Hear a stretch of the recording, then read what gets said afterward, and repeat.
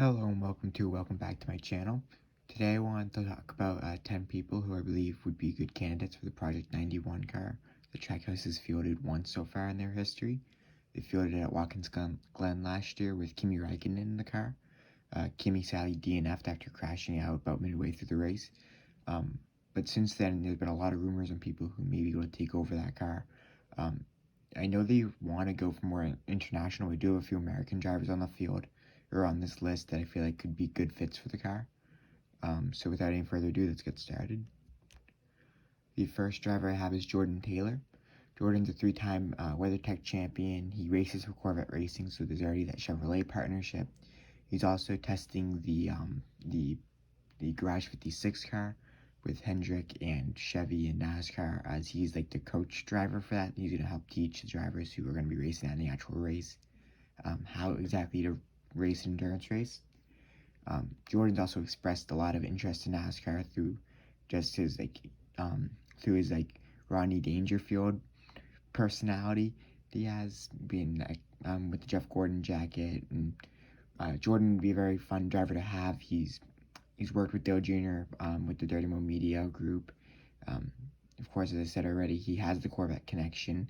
It just makes a lot of sense to have Jordan possibly in a NASCAR for the first time, and what would be for the first time in his career. Next up, I got Elio Castroneves, the four-time Indianapolis 500 champion. Elio's been rumored a ton to the Project 91 car, mainly because he was promised by, I think his name's Don Hawk, who's the CEO of SRX, that if he had won an SRX race in 2022, he would get to run the 2023 Daytona 500. Unfortunately, plans did fall through and he was unable to do that, but a lot of people did rumor him to the Project 91 car.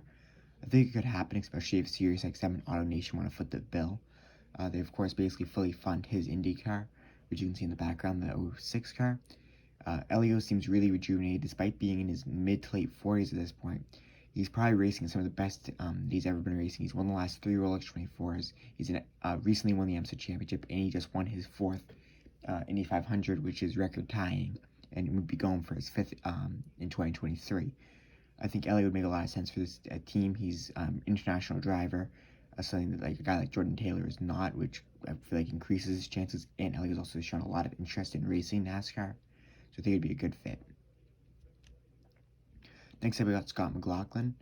He's, of course, a very honored supercar driver. He has 56 wins, 3 championships. He's also now made the move over to to IndyCar, where he won 3 races last season. Scott seems to be a rising talent in the American ranks. I think he will be an IndyCar champion before long. He does have the connection with Penske, which may mess it up if Penske wants him in one of his cars if he was to ever come over to NASCAR. But he also does have the connection with Chevy through the Penske IndyCar team, which is a Chevy team. I think McLaughlin would be very good at NASCAR racing, as from what I've never driven a NASCAR Cup car, these next gen cars, but I know they took a lot of inspiration, and from what I've heard some of the drivers say, it's kind of like the V8 supercars, which McLaughlin was one of the greatest drivers ever to run it. So I think Scott McLaughlin could be very good at it. He also has picked up IndyCar really quickly, as this is only his 2nd full-time season. And last year was his 2nd full-time season. He won 3 races and was in the contention for the title basically up until the end of the season. Next up, I got his fellow bus bro. I have Joseph Newgarden.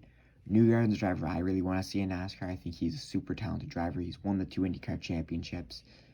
I just think if he was to drive NASCAR, I think it would be a very good fit. I think he would do very well. Same thing with Scott McLaughlin. I don't know what Roger Penske's opinions would be on this, if he would let his driver race for a rival team, and B, let him race NASCAR at all. I know he was against like Elio going to do that in the past, so it may be tough, but I feel like if they get the right people together, there's a decent chance that we could see Joseph on a road course in the near future, especially at a track like if Road America ever came back up to the Cup Series. Joseph of course raced there. If Mid-Ohio got a Cup date, he's raced there and he's won there. A track like that NASCAR races on or has raced on in the past.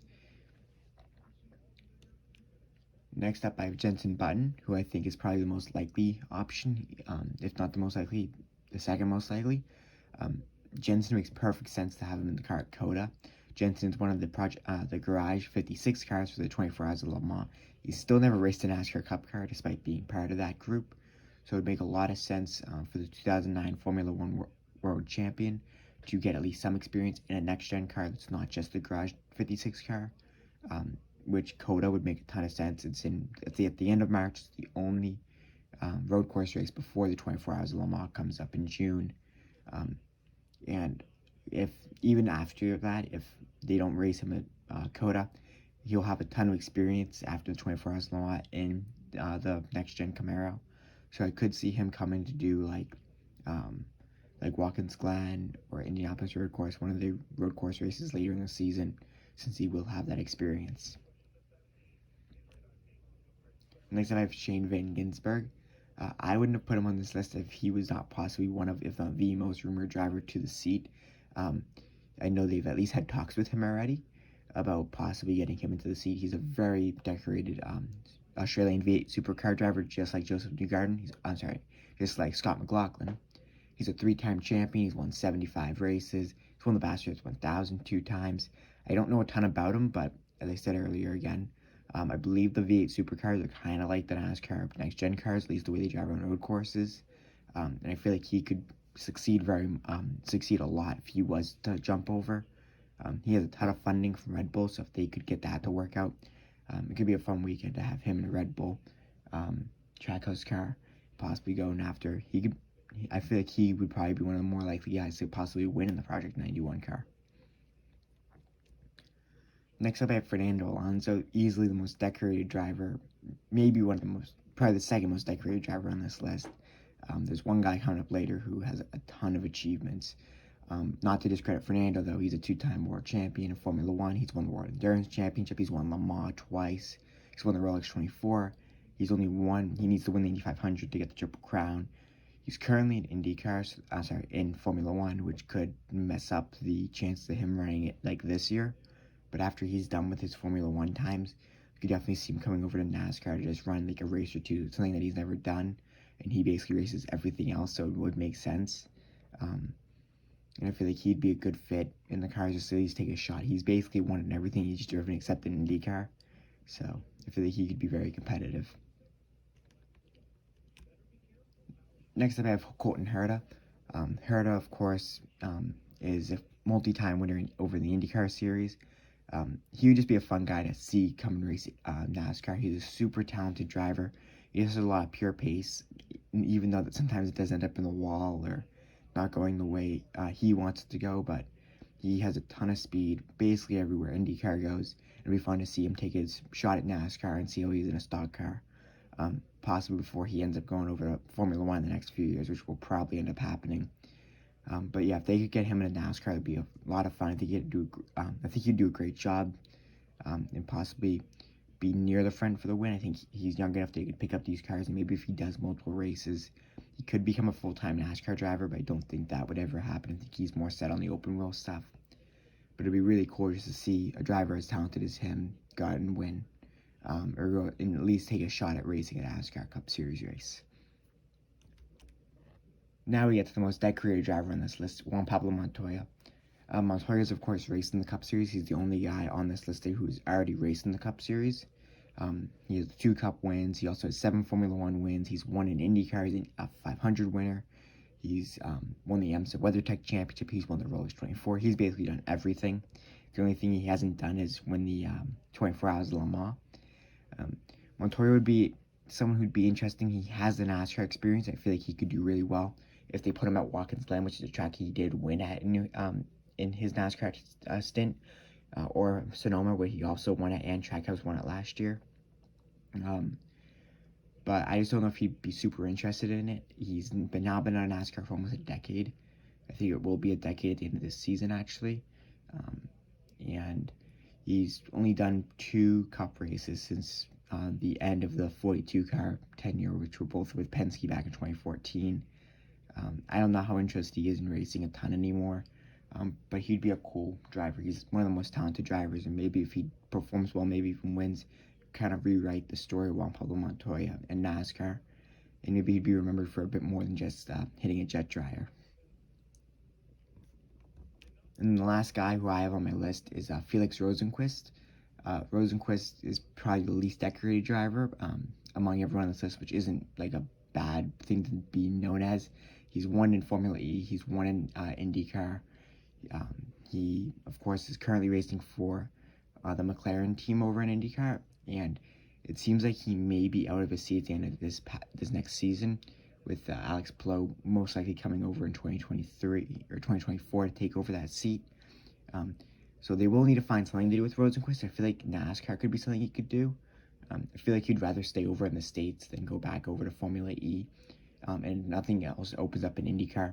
McLaren could always kind of start to dip themselves into NASCAR by opening either a NASCAR team or having him run with Project 91 in a few races this year to possibly prepare for a NASCAR entry. I feel like he could be a very good fit, and personally someone I would love to see in NASCAR. I feel like Felix is just a very positive person. I feel like he's willing to take on any challenge, and he's succeeded in both series he's raced in really full time on like the really professional level with IndyCar and Formula E.